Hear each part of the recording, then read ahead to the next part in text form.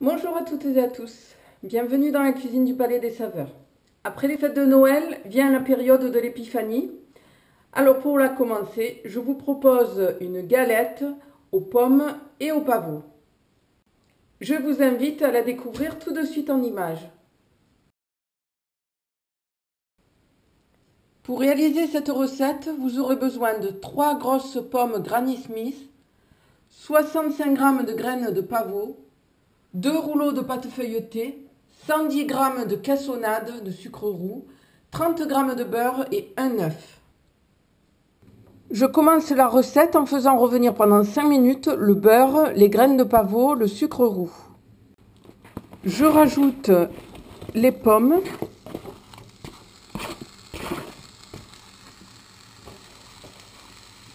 Coupées en petits morceaux. Je remue. Et je poursuis la cuisson à feu doux avec un couvercle pendant 10 minutes.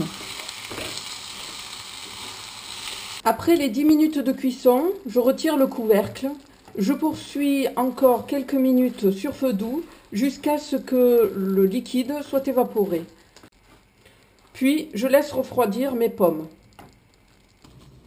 Pendant que mon four est en train de préchauffer en chaleur tournante à 190 degrés, je vais garnir ma galette. Alors pour cela, je déroule sur une plaque de cuisson un fond de pâte feuilletée. À l'aide d'un pinceau, je viens humidifier tout le tour de la pâte feuilletée. Je répartis ensuite ma compotée de pommes aux graines de pavot sur la première abaisse de pâte.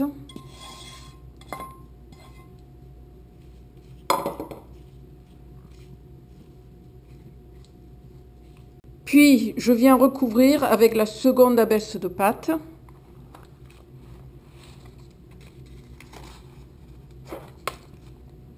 Je soude bien les bords.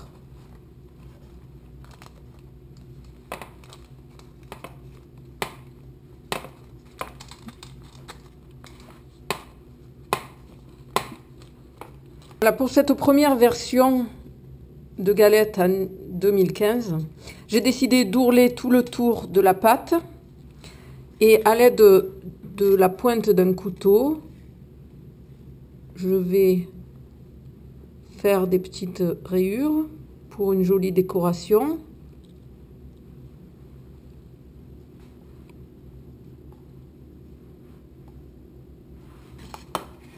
Toujours avec la pointe du couteau, je viens faire de jolies décorations sur le dessus, en essayant, si possible, de ne pas percer la pâte.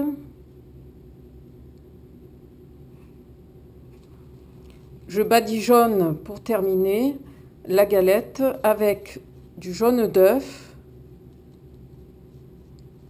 délayé avec un peu d'eau. Ma galette est prête à être enfournée pour 35 minutes. Ma galette est terminée. Je vous invite à me retrouver très prochainement pour une nouvelle idée de garniture pour vous régaler pour ces fêtes de l'épiphanie. Je vous souhaite une très bonne journée, je vous dis à bientôt et surtout n'oubliez pas de vous abonner sur la chaîne du Palais des Saveurs. À bientôt, au revoir, merci.